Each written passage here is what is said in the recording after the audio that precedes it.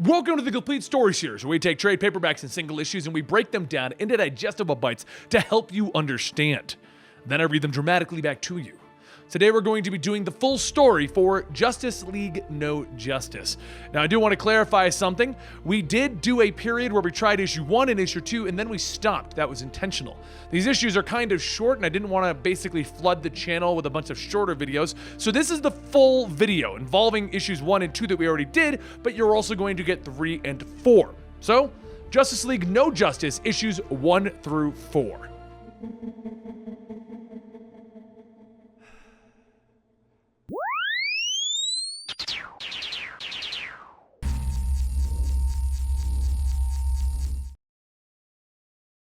Since before time, the Green Lanterns have been tasked with keeping peace across 3,600 sectors of space. But today, the Green Lanterns face something that they never thought they'd see. As Hal Jordan flies to the crowd, he asks John what's with the call for every ring in the universe. And John tells him, simply put, we're dealing with a cosmic ocean of destruction. Anything that we send just disintegrates. It's like our universe is a leaking raft into toxic sea.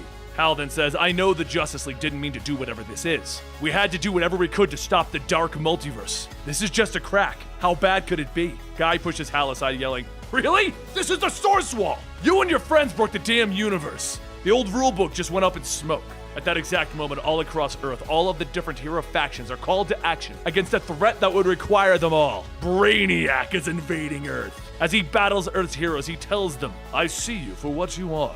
And hear me when I say you are not prepared for what you have unleashed. Superman flies in, punching Brainiac, yelling, I will not allow you to take this world. Do you know how many protocols we have at the slightest hint of danger? Right now, the entire city's being evacuated, meaning I don't have to hold back. He hits Brainiac again, sending him through a nearby building, but as Superman grabs a hold of him, again, Brainiac says, you delude yourself. Allow me to illuminate. Brainiac grabs Superman's head and small probes shoot out of his arm, showing Superman a vision of the future. The one where he, Brainiac, can easily defeat them. But he did not come here to adopt this world. He came here for its heroes. Not as they are, but as they can be. Superman struggles to free himself, telling him, we will fight! And Brainiac tells him, yes, and you will fail, which is the precise reason I have come for you. A flash of light washes over everyone and the heroes soon begin to wake back up, but not on Earth. In one room, Starfire and Beast Boy wake up alongside Zatanna and Harley Quinn. Beast Boy, already in the form of a bear, snarls at Harley. And Zatanna jumps up yelling, okay, we all need to calm down here. No one is killing or eating anyone. But as they all do begin to calm down, Zatanna looks at her clothes, asking, were these the outfits they were wearing when they lost consciousness? As all of them look at their uniforms and the lights attached to them, Beast Boy says, oh, this is some next level creepy.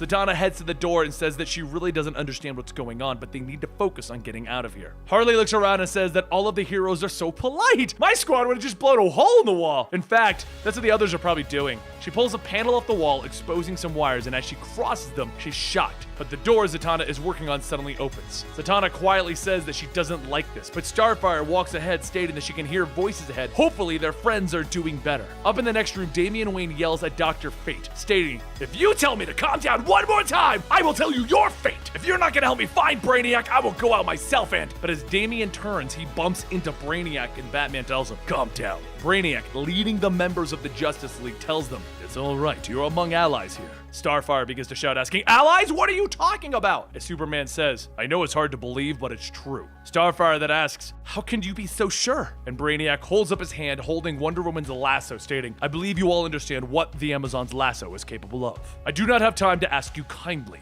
It was to illustrate your weakness and prove my course of action. What we are about to face is something old, older than even my civilization. There is a myth of 4 brothers, impossibly powerful cosmic gods, each embodying one of the fundamental energies of sentient life. They are called the Omega Titans, entropy, wisdom, wonder, and mystery. Each believed that their core energy would be the dominant power of intelligent life, and to prove themselves, they have planted the seeds of cosmic energy into world after world. At the end of the universe, the story says that they would return to these civilizations that grew over eons, and the winning brother would reabsorb that world. With the source wall breaking, it has set these beings into motion. They are ready to begin the systematic destruction of all sentient worlds, until nothing is left. It is, however, possible to stop all of this. We need to restore balance to the 4 energies. Thus, I have redistributed all of you into 4 teams. Each team represents an embodiment of an Omega Titan, and in these new configurations, success may not be likely, but at the very least, it is possible. Batman says, I understand the nodes in our costumes, but looking at the teams, they appear to be uneven. If this is about balance, then there must be other heroes. A voice calls out to Batman stating, I'm not sure that I would call us heroes, but hey, if the shoe fits. Everyone turns to see Lex Luthor and several other villains, and while Brainiac's plan is now set into motion, Amanda Waller is busy working on a plan of her own. She tells everyone that they need to make sure that Task Force 11 is primed and ready to go. She didn't kidnap the most powerful psychics in the world just for fun. It's time to hack Brainiac. Up in Brainiac's ship, tempers flare as Starfire shouts that she will never fight alongside a tyrant like Sinestro. Sinestro yells that he was saving planets and she was swaddling clothes. You dare suggest that you are too good to fight alongside me? But the other heroes and villains begin to weigh in and Brainiac shouts, that is enough! We have arrived at Cthulhu. Everyone stops and looks out the window to see one of the Titans and Superman says, my God. Brainiac tells him, they are not gods, they are destroyers. Cthulhu is the home of the smartest race of sentient life, my race. Therefore, wisdom is who has come to consume this world. The other energies are weak here, but if the balance is reignited, we may have a chance of saving this world. You must do exactly as I say. Any deviation, and you would not only doom Cthulhu, but every other world. As Brainiac begins to explain, though, he begins to feel a sharp pain as Amanda Waller's psychics are attempting to hack his brain. Superman rushes over to catch Brainiac as he falls, asking, what's wrong? And Brainiac says, I can't think. And then his head explodes. As everyone watches, Beast Boy says, so what are we gonna do? And Lobo says, we are so fragged! Amanda Waller makes her way to the Arctic Circle. As she drives closer to her destination, General Lane radios in, telling her that she needs to turn back right now. Amanda tells him that she needs him to shut up. She will not be turning back. This is far more important than her life or his ego. Task Force 11 is prepared to shut down any attack that comes within 60 miles of her location. Lane says that his intelligence shows that her psychics are all in a comatose state, and Amanda asks, who's he going to believe? The United States government or her? After a few moments of silence, Lane tells her that she has 1 hour, and she ends the radio transmission. As she parks her snowmobile, sighing and calling Lane an idiot, she steps out, and a green arrow is shot into the ground. Green Arrow himself then says, the next part of this conversation is going to be real easy. I know you're responsible for this, so tell me, where the hell is the Justice League? Meanwhile, over on Cthulhu, the Titan of Wisdom begins to make his move on the planet. The people of Cthulhu begin to run in panic, but they're not only running because of the Titan, they are running away from the heroes, shouting that our heroes are Brainiac's minions wearing his technology. Flash yells to the people that they are actually here to help, and Superman tells them that it is no use. These drones are programmed to destroy anything associated with Brainiac. While the teams defend themselves from the drones, some of the teams begin to notice that their abilities aren't holding up like they used to. Harley says, yeah, well, that thing might have something to do with everyone's powers. Cyborg scans it and says that it's fascinating. It's like a real tree. It's made out of information and it's broadcasting a signal. This must be how the Omega Titans determine the dominant energy on a planet. And on this planet, it's wisdom. Starfire says that she can sense a pull, but not from the tree, somewhere south of where they are. And Zatanna adds that she does too, but hers feels more northwest. Beast Boy asks, so what? 4 teams, 4 energies, 4 trees? And Batman tells him, the league will take point. Everyone else reform into your own teams and explore these locations. Lex looks at Martian Manhunter and asks, are you going to tell him or should I? And Manhunter says, by all means. Lex steps in front of the group telling everyone, like it or not, Brainiac is one of the smartest beings to ever live. The next smartest, besides myself, have all lived here on Cthulhu. They are currently running for their lives like frightened children. As much as it pains me to say, a lot of us don't come close to measuring up. We aren't going to solve this without their wits and will. Our best chance for survival is to follow the plan that Brainiac set. Remember this, if we fail, not only will Cthulhu fail, but so will Earth. The nodes on your costumes are drawing you to the 4 energy poles. Brainiac said that they need to restart the 3 dying energies to counteract Wisdom's control. Superman says, Luthor's right. I wish he weren't, but we don't have any other leads. Batman looks at the teams and says that there's at least 1 leaguer per team. I could live with that. Damian grabs Batman and tells him, this is a bad idea. Are we really going to be trusting Brainiac and Luthor? And Batman tells him, that's enough. I was going to say it's the right decision. For now. We have a world to save. And Lex says, correction, teammate, we have 2 worlds to save. Back on Earth, Green Arrow pulls another arrow pointed at Amanda and tells her, 4 hours ago, every device in Queen Industries' satellite network exploded after tracing the signal it led to you. So the question is, what in God's name are you up to? Amanda ignores the question and says that if he's going to shoot her, just shoot. The world's going to end today, so either shoot her now and save her the trouble, or get out of the way and let her do her damn job. Green Arrow says, not before you tell me what's going on. and Amanda sighs, pulling out a small device, using it to shoot a rope that ties Green Arrow up. She then says that after the invasion of the Dark Multiverse, the Justice League informed the government that the battle had broken the Source Wall. Their intelligence didn't know that there was even a wall at the edge of the universe. So when Brainiac came to Earth, she gathered up the world's most powerful psychics and ripped every piece of data out of his head. From what we've learned, Brainiac managed to put Earth next on the list for the space gods and blackmailed the heroes into fighting them on his home planet. So as for what she's doing here, she's cleaning up the mess that his pals left behind, because a few hundred feet from where they are now is the only thing that's going to save them. Now, if he and all of his superhero friends would just leave her alone, she'll get them out of this. Green Arrow says, that's the thing, there's no other superheroes. It happened right after you went off the grid. The rest of the superheroes are in some kind of stasis. Brainiac must have implanted a failsafe. Why it went off, who knows? But we're on our own now. Green Arrow then asks, so what are we supposed to do now? Tell me the plan so that I can help. I will follow your lead. Amanda pauses and tells him, next time I say shoot, shoot. As for the plan, we need to dig up Earth's dormant cosmic seed. Back on Cthulhu, each of the teams begins getting closer to their respective trees, each having a general theme around them. The Tree of Entropy is located in the prison known as the Ultra Penance, whereas the Tree of Wonder is at the top of a temple and nearly petrified. The Tree of Mystery has no signs of anyone or anything guarding it, and the Tree of Wisdom is located within the city. But as everyone begins to get close to their trees, each team is attacked, and each with different types of beings, some robotic and some undead. Superman's group manages to get into their tree first, but as Manhunter looks down by its roots, he sees a nursery of cities. And Starro tells him, not cities, planets! And he yells, we have to free them! While Sinestro tells him that he's mad, they will be releasing tens of thousands of worlds into this room. These are ancient alien races never seen before. Do you realize the chaos that you'd create? And Manhunter tells him, not chaos, a mystery. Batman and his team are the next to start heading into their tree, and as they fight their way through, Deathstroke asks why is the Teen Titan with them? He shouldn't be here.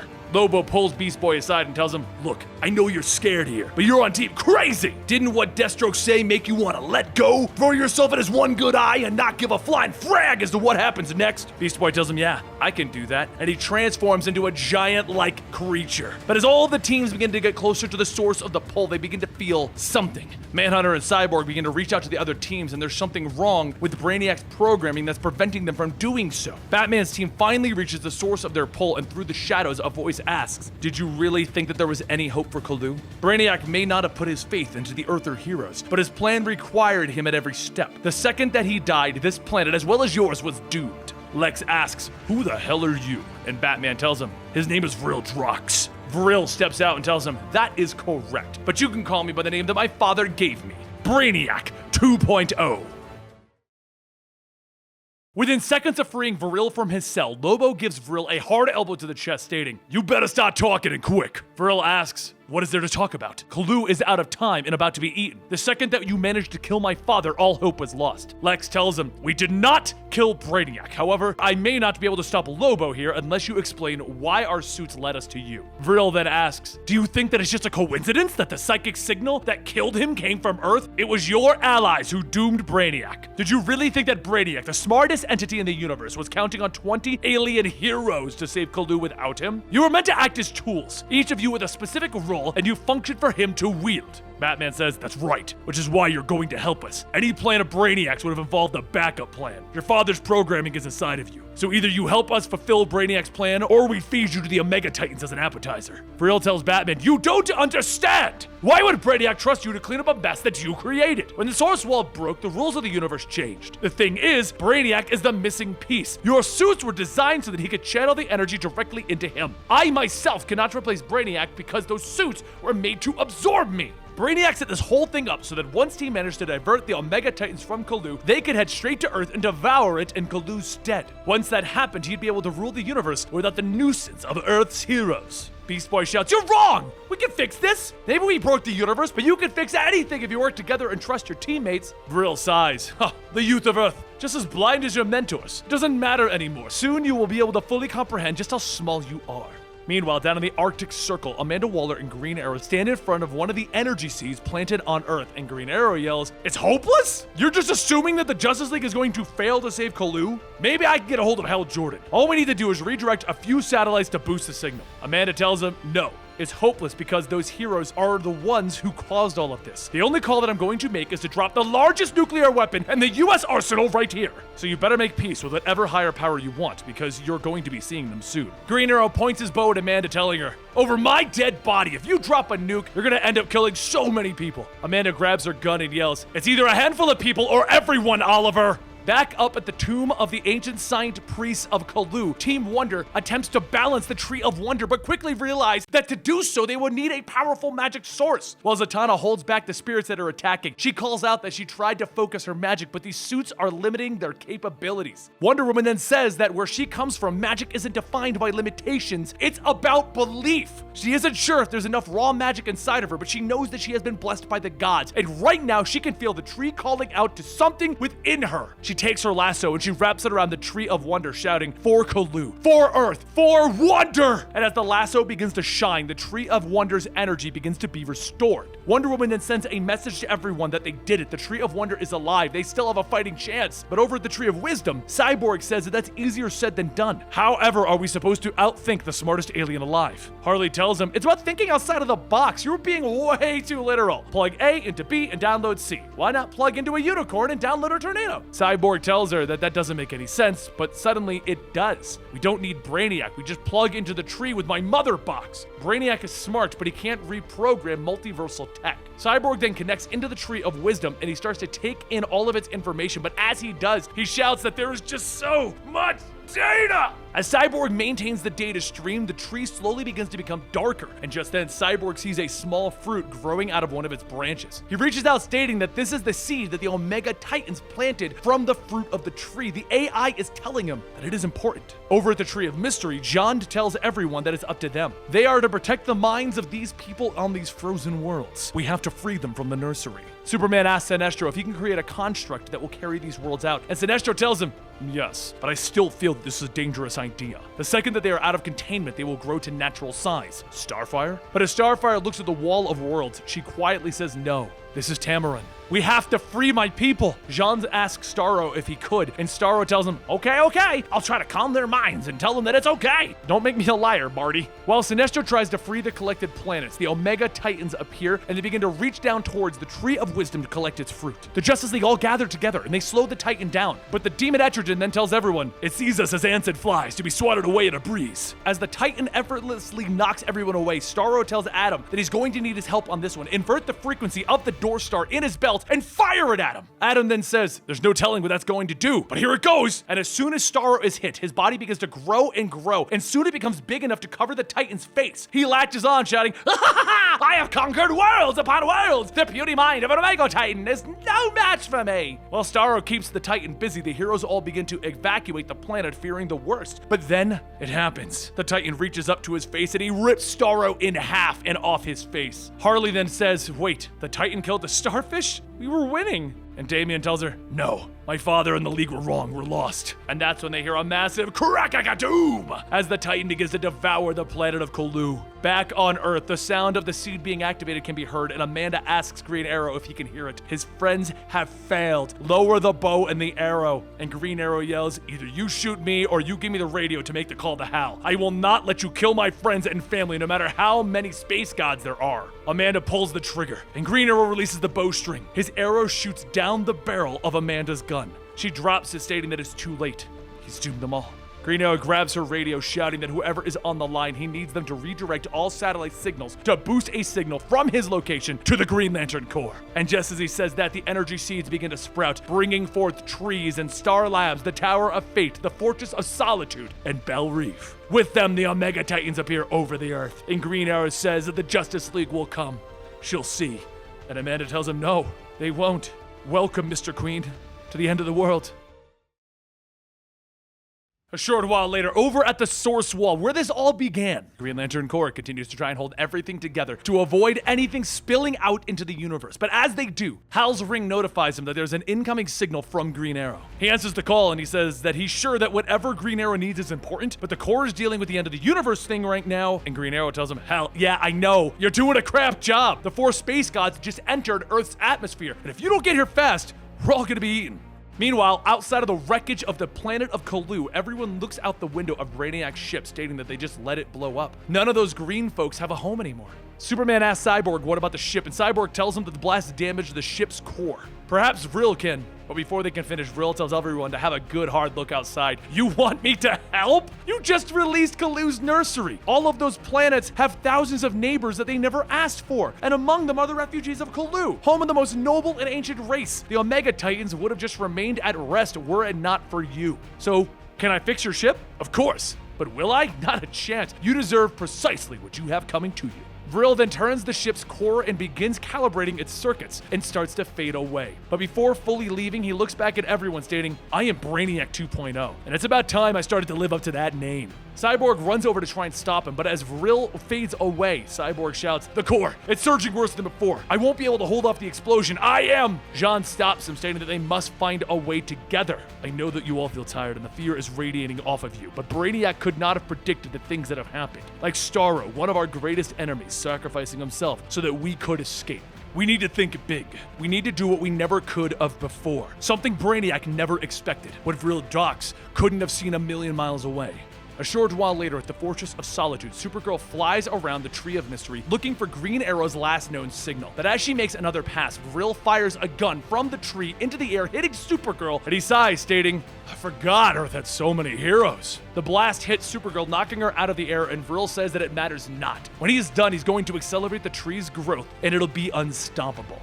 Once that's done, he'll retrieve everything that was taken from his father and watch this full planet get torn apart. Moments later at Belle Reve, the Tree of Entropy looms over the prison, and Amanda gets off her helicopter telling her assistants that she needs a line to the President and General Lane. She's ready to discuss the nuclear option and also do her a favor, arrest Green Arrow since he's the one to blame for the space god showing up to eat them. But before Amanda could walk in, Vril appears behind her and says, hello, my name is Brainiac 2.0. You killed my father. Thanks. Just as Vril aims his gun, he's suddenly punched in the face by a giant green fist, and Hal tells him, not so fast. I heard Green Arrow needed a hand, so I brought a few. Vril picks himself up, stating that he and Amanda understand each other very well. Only someone as ruthless as her could have murdered Brainiac. The heroes seek to save everyone, calling it justice, but Amanda here, she knows that it will only bring chaos. The fact is proven when Belle Reve grew the Tree of Entropy. I've accelerated the process by which the planet's dormant force becomes supreme. See how fast it's growing? You are species of chaotic monsters. You ooze entropy. The only way to combat the chaos that you bleed is to do what she does. Survive. One of the assistants comes out, opening up a briefcase for Amanda, stating that she has full authorization to deploy whatever weaponry she sees fit. As she takes the nuclear switch, a guy tells her that there's no way that they're going to let her do that. The death toll could be, but she stops him, stating that she is well aware, but the cold truth is that there is no justice in the universe. It's an illusion, and there are certainly no damn heroes who can save them from this. Just then there's a loud boom, and Batman's team jumps out, and he says, maybe not, but we're sure as hell going to try. As the group lands, Batman begins to scan the tree, and then says that Vril sped up the growth of the trees. They're sending signals to each other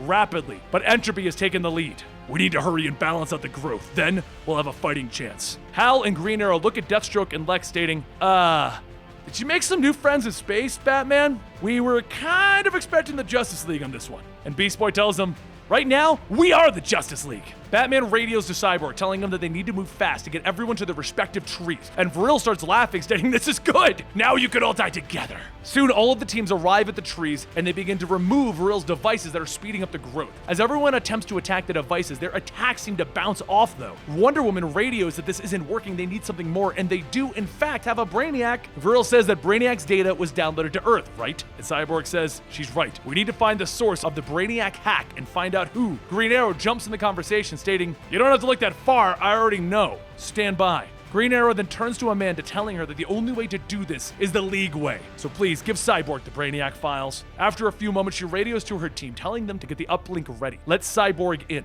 Soon, Cyborg connects to the uplink, and he scans the file, stating that he can appreciate Amanda's thoroughness, because right now, they have themselves a Brainiac. With this, they can steal Brainiac's moves and supercharge the seeds. If they see another, they can redirect the Titan's attention from Earth entirely. All of the heroes begin to supercharge their trees, and as they do, they begin to notice the trees bearing seeds. seeds. Cyborg takes the wisdom seeds and begins to charge it directly using his own wisdom. And once it's ready, Cyborg says, all right, now we just need to do that with all the others. Flash hurries back, taking more seeds, giving them to Wonder Woman and Jean. Both of them charge the seeds with wonder and mystery, leaving the remaining seed to be entropy. But as Deathstroke attempts to charge his seed with his own lack of order, nothing happens. Lex tells him to hand over the seed, and Deathstroke asks him, why? You're a hero now. You wouldn't be able to charge. But as Lex takes it, he concentrates his entropy, and soon it charges the seed. Superman takes the seed, rushing back to Cyborg, stating, all right, we have all the seeds. What now? Cyborg tells him that they're going to take this and fire it right into the entropy Titan. It's not charged with 1 energy, it's charged with 4. Once the seed lands into the Titan, his brothers will feed on him instead. However, their plan is also based on whether the Titan would be full, which hopefully is for another millennium.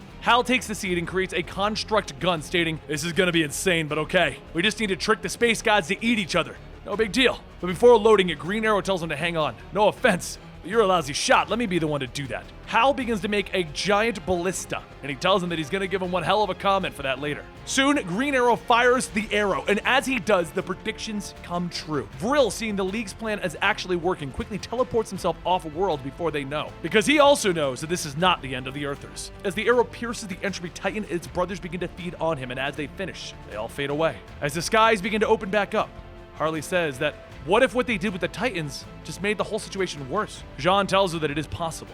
But if they've learned anything, is that the universe is changing. It's becoming bigger, wilder, and more dangerous. Old assumptions about the multiverse, about each other, must change, for the better or the worse. And just as he says that, Lex communicates to Jean, stating that once before he said that he would burn him if he ever tried to read his mind again. Jean tells him yes, but he can sense it now. He is leaving. Lex says that he said it himself. They've been thinking far too small, and what he saw here changes everything. It means he's been wrong. Jean says that the Justice League could use his help, but Lex stops him, stating that the Earth is tipped towards entropy, not justice. He needs to prepare, as they should also. He'll be seeing them, perhaps sooner than they like. With that, the League members begin to make their own preparations for whatever is next. Batman begins to build a team to deal with the things that the League can't handle publicly, involving Black Lightning. Jean gives Green Arrow something that could very well be the most dangerous thing on the planet. He says that when there were no heroes on Earth, he stood up against the impossible. That is why he's trusting him with this. The League is changing, and if they step out too far, they need someone who can stop them. He must keep the box safe. It is the key to destroying the League should the need arise. Wonder Woman works with Zatanna to search for answers as to why she was able to charge the Tree of Wonder with having no powers in the field of magic. And with that, the Justice League holds their first meeting as the new Justice League, with Jean being elected as the chairman. And now with everyone branching off into their own paths, it's time for the world to see new justice. And there you have it, Justice League No Justice, finally presented to you in a full story. Now, I am crazy excited about the outcome of this story. I don't know if it's because I love the idea of Scott Snyder writing Justice League, or if I like the idea of Justice League Unlimited's Justice League being our Justice League, but I love having the Justice League go out there on an epic adventure. That's just what I enjoy about the Justice League. Now, if you want to get more stories dramatically read back to you, or top 10s, or my opinions on various things in the comic book landscape, then please consider giving our channel a subscription, just going down there, clicking subscribe, and if you really want to get notified, click the little bell icon. That's how you know when the actual videos come out. Thank you for taking your time to watch this, and hope you enjoyed.